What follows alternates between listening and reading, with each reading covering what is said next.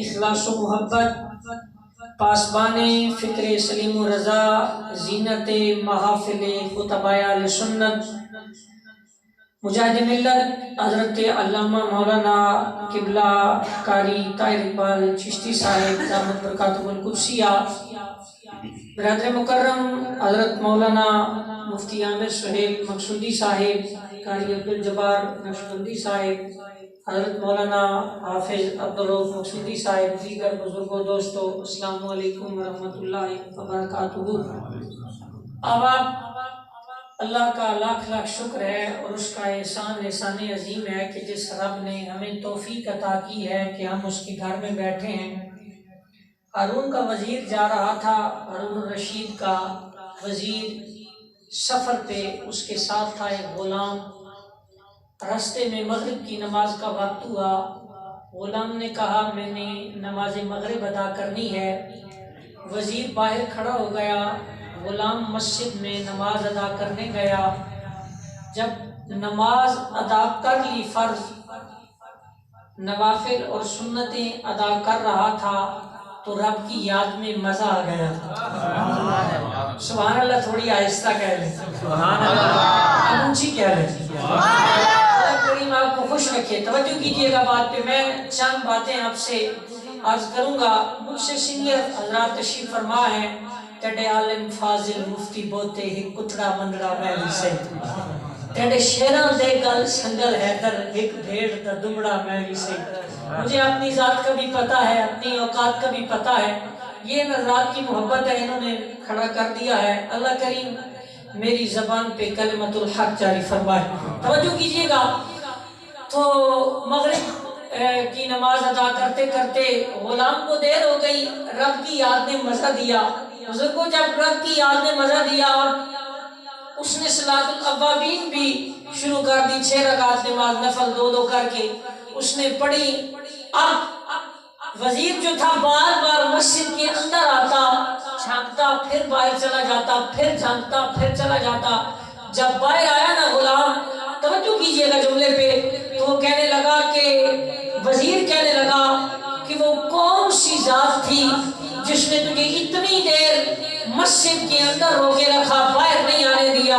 اس نے کہا بابا مجھ پہ گلہ نہ کر، جس ذات نے تجھے مسجد کے اندر نہیں آنے دیا اسی کی یاد نے مجھے باہر نہیں آنے دیا۔ یہ اس کی قدرت کے فیصلے ہیں جسے چن لے اپنے ذکر کے لیے اور اپنے محبوب کے ذکر کے لیے اور اپنے محبوبوں کے ذکر کے لیے۔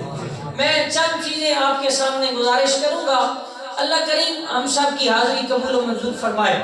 توجہ کیجئے گا، 4 دن کی زندگی ہے، یہ گزر جانی ہے۔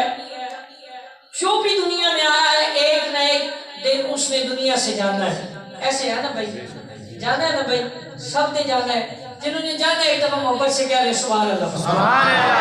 عرفان بھائی بڑا خوبصورت ساؤنڈ چلا رہے ہیں، اللہ تعالیٰ حسنین کے نانا کی پاک عزت کا واسطہ ان کے کاروبار میں برکت نصیب فرمائے۔ بڑے عرصے بعد ملاقات ہوئی ہے، اللہ سلامت رکھے۔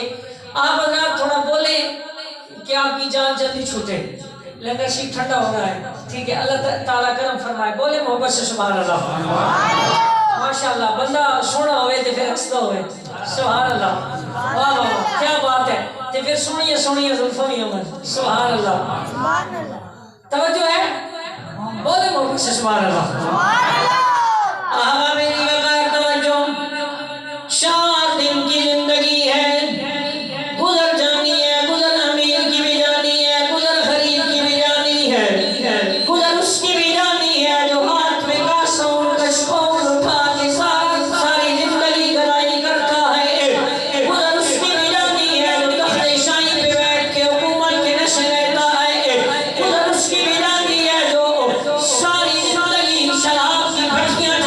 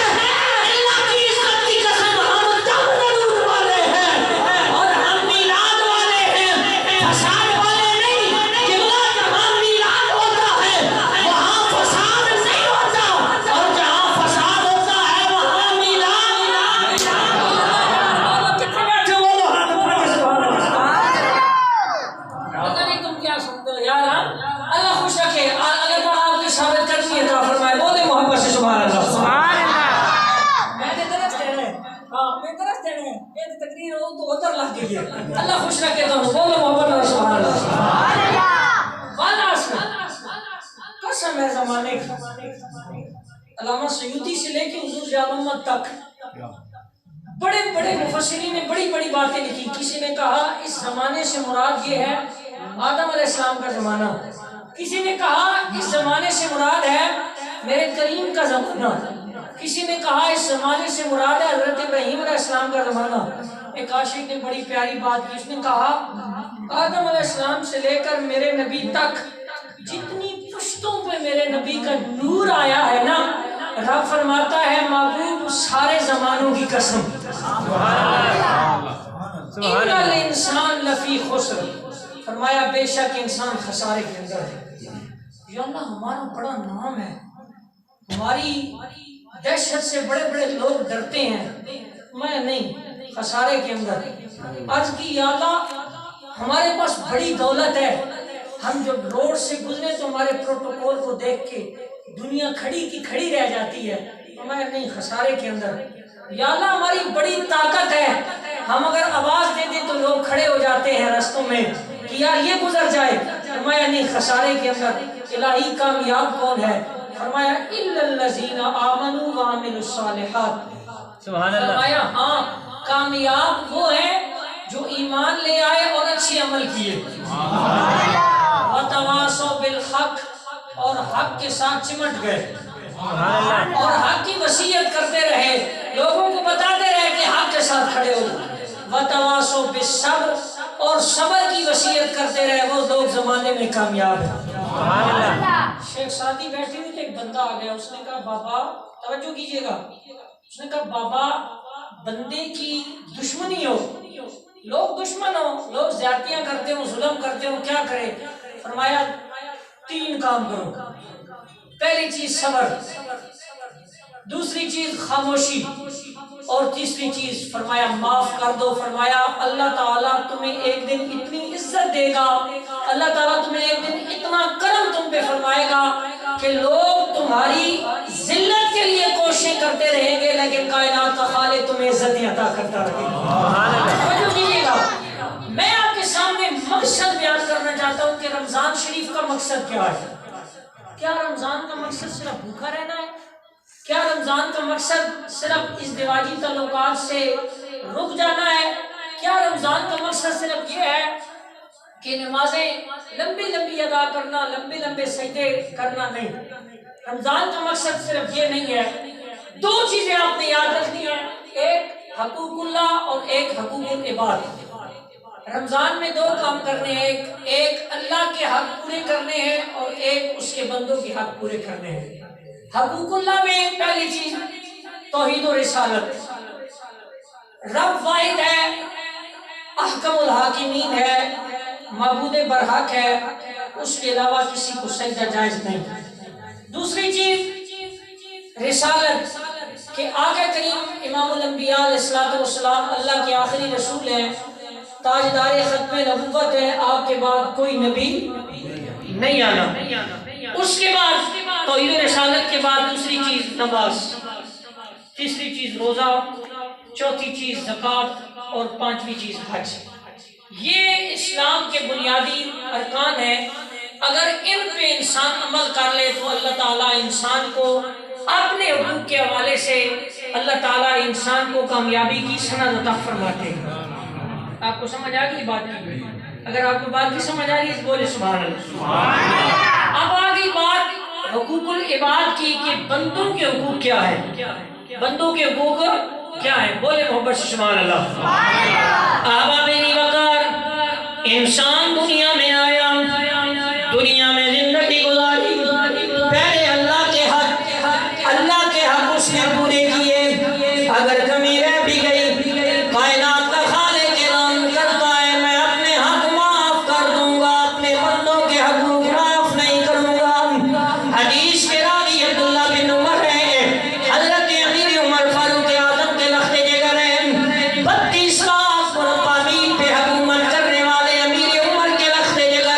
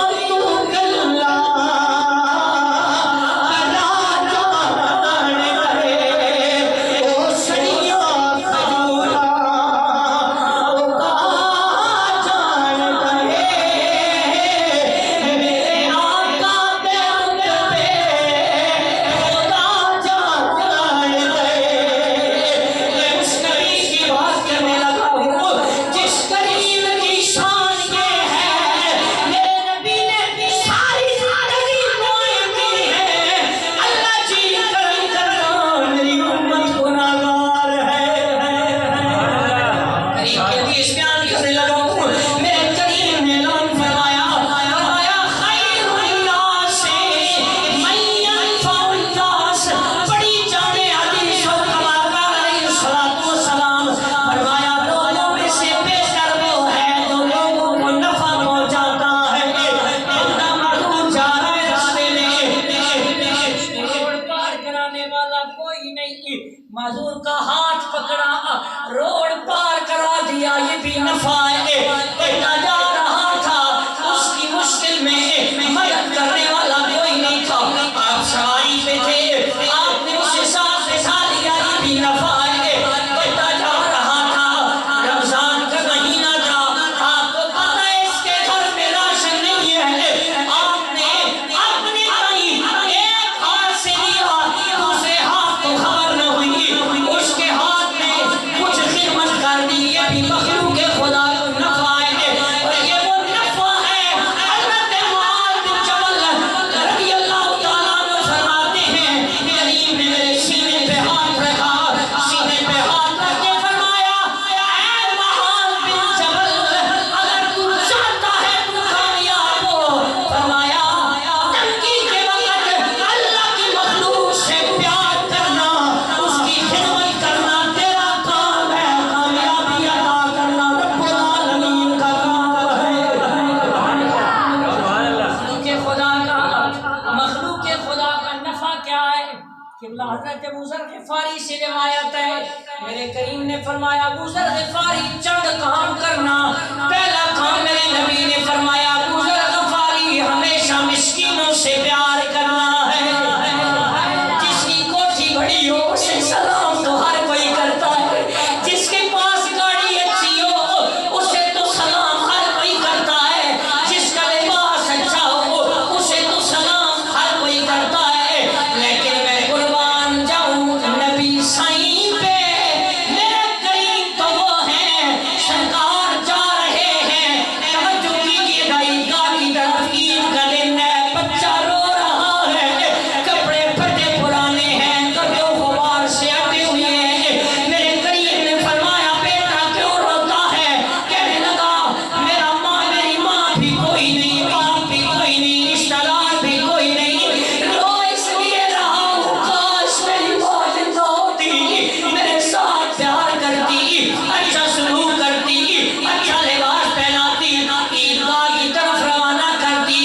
یہ رجا روڈ والوں میرے نبی رک گئے. سرکار نے اللہ فوق ایدیہم والے اپنے مقدس ہاتھ اوپر کیے، فرمایا بیٹا میرے سینے لگ جا، جس کا زمانے میں کوئی نہ ہو اسے سینے لگانے میں مصطفیٰ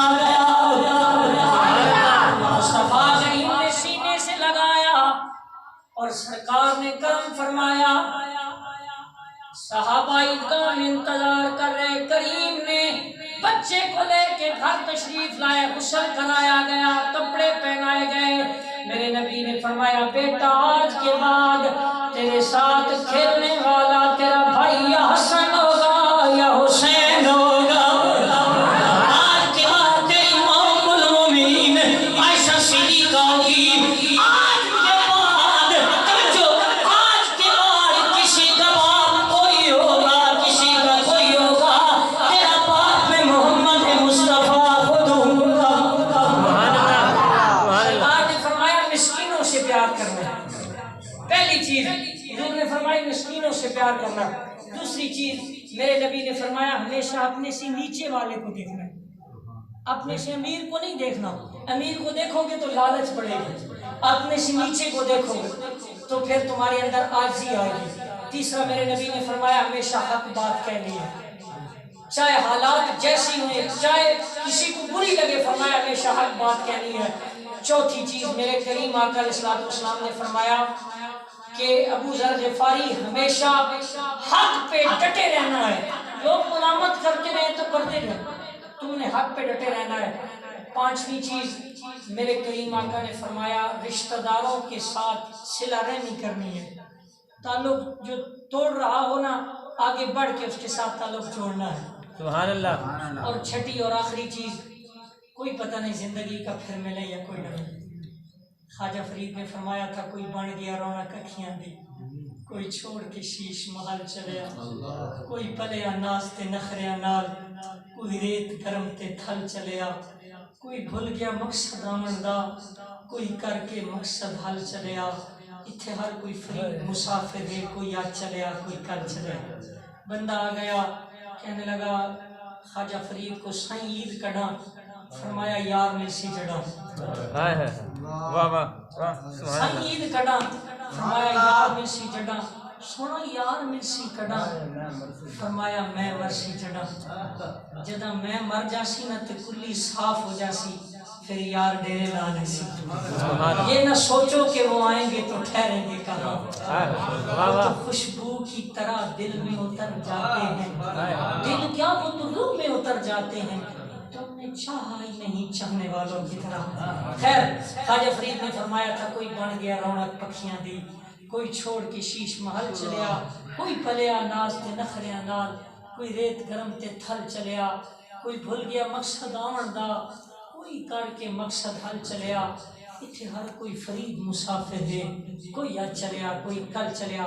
آخری حدیث کا وہ جو جملہ سرکار نے ارشاد فرمایا کہ ابو ذر غفاری 6 چیزیں یاد رکھنا، پہلی چیز مسکینوں سے پیار کرنا، دوسرا اپنے سے نیچے والے کو دیکھنا، تیسرا ہمیشہ حق بات کہنا، چوتھا ہمیشہ حق پہ قائم رہنا، لوگ بے شک ملامت کرتے رہیں، پانچواں صلہ رحمی کرنا، اور چھٹا اللہ کے خزانوں کے نیچے عرش کے نیچے خزانے ہیں، ان میں سے ایک خزانہ ہے اسے ہمیشہ یاد رکھنا، وہ ہے لا حول ولا قوت الا باللہ العلی العظیم۔ اللہ کریم میری اور آپ کی حاضری قبول منظور فرمائے، یا زندہ صحبت باقی وما علیہ الا البلاغ۔